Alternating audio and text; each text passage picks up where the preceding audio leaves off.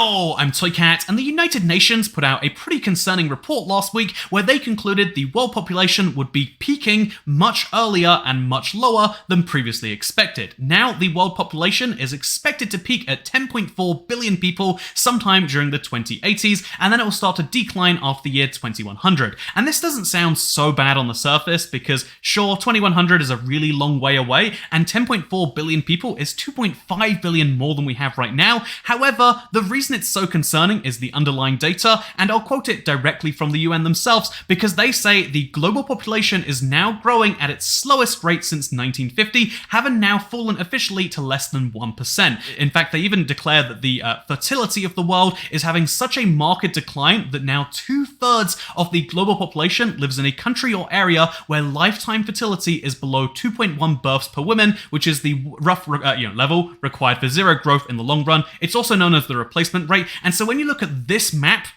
to confirm this, any country which is in light green is really close to the danger zone, and any country in dark green or blue has already passed the danger zone of where, if they keep things going at current rates, there will be more deaths than births. There will be, a shrinking population in the long run, which might sound like a good thing because most people have been conditioned to hear about world population and think, wow, we are growing too fast. And when you look at this map right here, it's like, my God, we really are growing too fast. Look how fast the curve goes upwards. We had a billion people in the 12 years between 1999 and 2011. Between when I was 4 and when I was 16, we had a whole 1/7 of the world population be born. However, this was a very short-term issue, and now if you look at this map, you can see there's actually two very separate issues happening at the same time. There is most of the world going through a underpopulation crisis, and there is a part of the world which is still going through that same issue that you might have heard about, the overpopulation crisis. In fact, even right now, if you look at this map of Africa, this shows just how concentrated Africa's population can be. 250 million people live in the blue, and 250 million people live in the red. It's almost 250 million people in the white too, by the way, but it's not quite, and it's not very catchy. But if you look at this map, you can realize that, the world population really is starting to, especially in Africa, is really starting to go up at massive rates. And that is really the thing we're going to be diving into today, because we do have two separate issues. And this is basically confirmed by what I'm going to show you in a second. But first things first, here is the annual world population growth rate that we were expecting before it was a rise down. If you look at this map already, you can already see that, we're going to start growing at slower and slower and slower rates. That, the fact that we were going on such a steep decline already was concerning before this report, which, by the way, this is the report right here. It's from the United Nations Department of Economic and Social Affairs. It's called the World Population Prospects for 2022, and apparently it was under an embargo, which is funny for a UN report. But so it's 54 pages. I come through the whole thing, and I want to summarize it in 3 simple graphs. This first one explains the population by region. I think this is a really important thing to look at because, again, we like to say there is an overpopulation issue. I've heard so many people say they won't have children, or they're capping themselves at 2 children, 1 children. Maybe they're going crazy and going higher than that. But people are saying there is a world population issue. But when you look at this map, you realize that,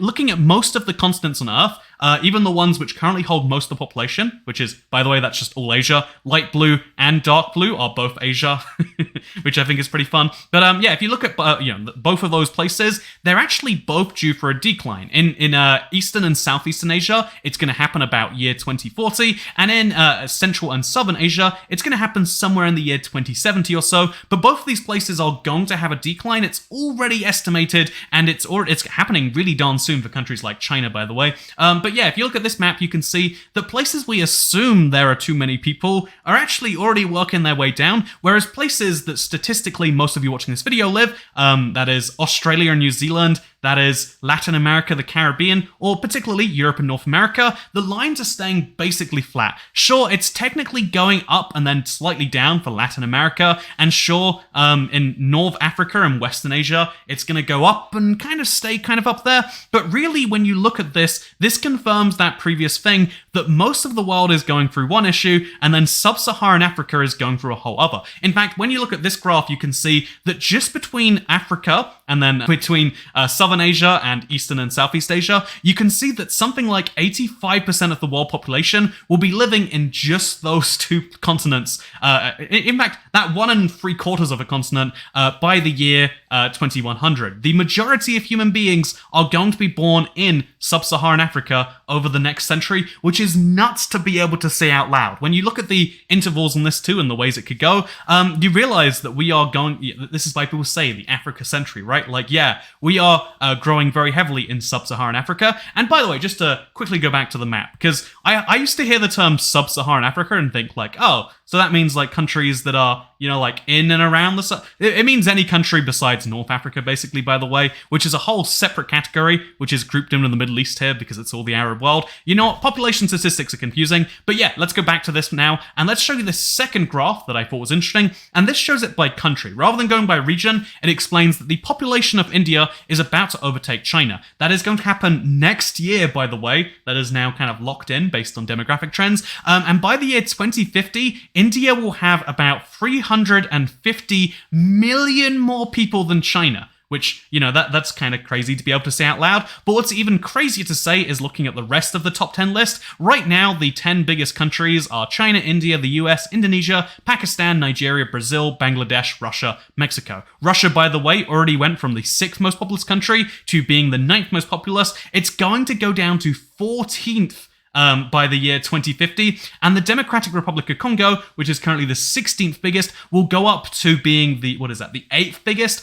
They're literally going to more than double their population. Nigeria is going to go from having 200, almost doubling their population too. In fact, when you look at most of these countries, you see that the same trend is emerging. Places that are in this rapid incline are having giant population gains, while the US trods along at its number. China's just about doing the same. And the final graph on this interesting thing is fertility rate estimates. Again, this is kind of doing the same by continent thing. And you can see that, it doesn't matter where in the world you are, even if you're in sub-Saharan Africa, where fertility rates are 6.5 on average. But when you look at the whole world, fertility is going down. We are, that's not to say we can have fewer children. We are choosing to have fewer children, and that's just for the year 2050, by the way. This gets even more drastic, even more stark, even more depressing as you start to look at beyond that. And that is where the basic point of this video is lying, in my opinion.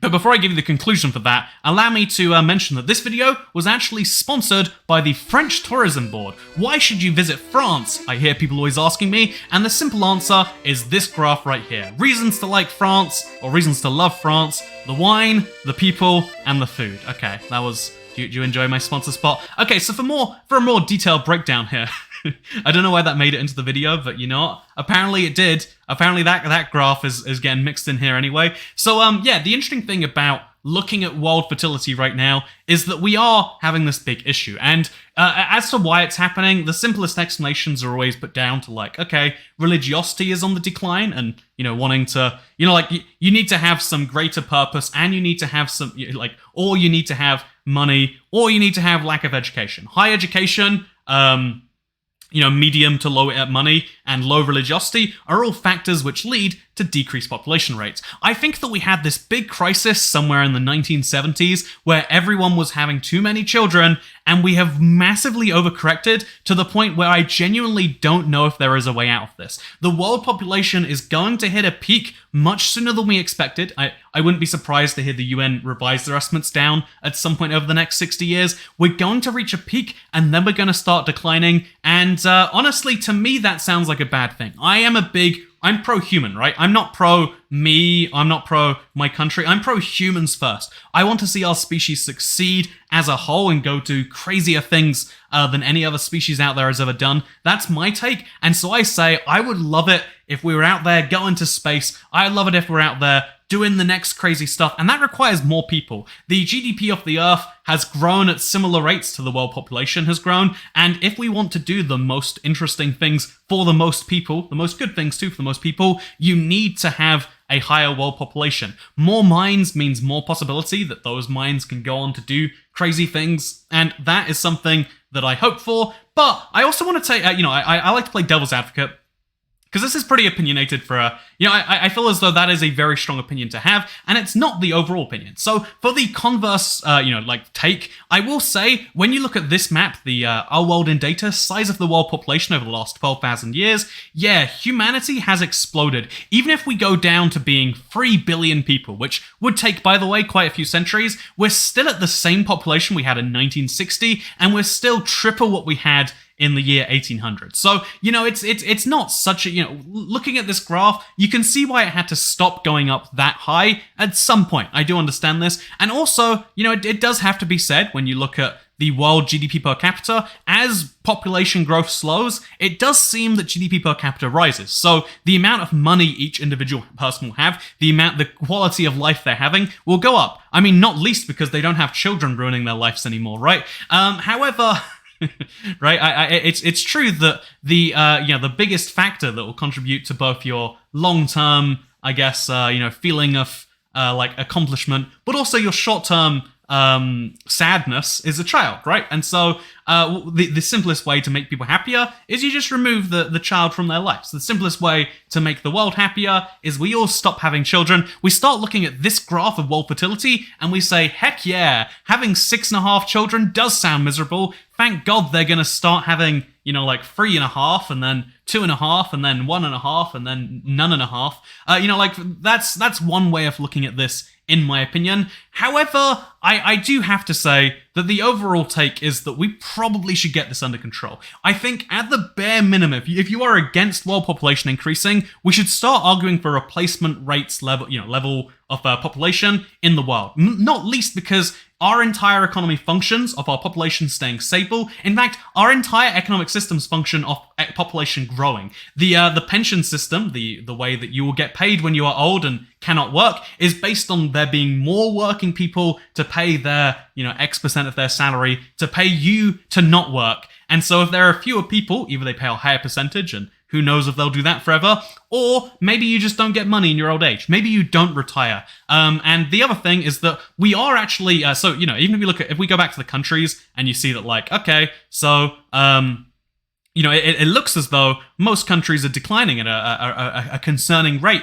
But the truth is the population's going to remain equal because we import people instead. It's just cars or electronics, right? We don't make them anymore, we import them. And that is what we're going to start doing with people. We're just going to start importing the people that we need. This is why every country, even traditionally very, ethnically bound countries like the United Kingdom or Germany or Sweden, what it means to be in Deutschland, land of the Germany, England, land of the Angle, or Sweden, land of the Swedes. It means to be someone from this land. That's the whole point. But all of these countries are heavily embracing immigration because if you're not having the children, they need to come from elsewhere. So, and they're only going to be able to come from elsewhere for as long as those places are still having crazy amounts of children, which is going to stop at some point. So, what is the end conclusion of all of this video? I would say the end conclusion is that we have a big problem on our hands, a little bit of a time bomb, and we also are going to be seeing a huge shift in world power.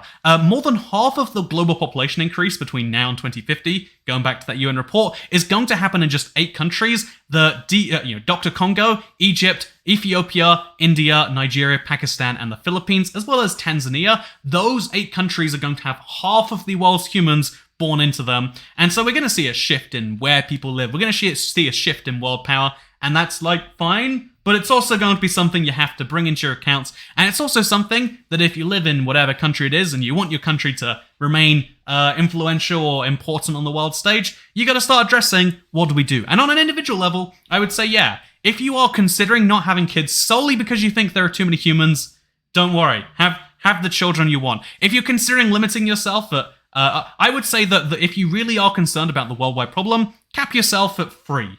Maybe, I'd say 2, maybe 3, depending on where you live, what your current birth rate is. Whereas if you live somewhere where there's too many children, then you should start saying, look at your country's fertility rate, not the world's fertility rates, because it's, again, like any issue. You know how there's in some countries there's too much oil and they give it to you for free, and in some countries you pay really high prices because, wow, as it turns out, even in a globally connected world, getting things where they need to be is hard because of tariffs, and the biggest barrier on moving a thing around is a person. Do you know how tricky it is? Do you know how much effort goes into like getting... Do you know how many stamps there are on my passport and how I had to go to the Russian embassy just to visit the country for a bit? Which, by the way, I now can't do. There's this whole area of the world right here that's just off limits to me. Speaking of things that are off limits to me, I got a green screen.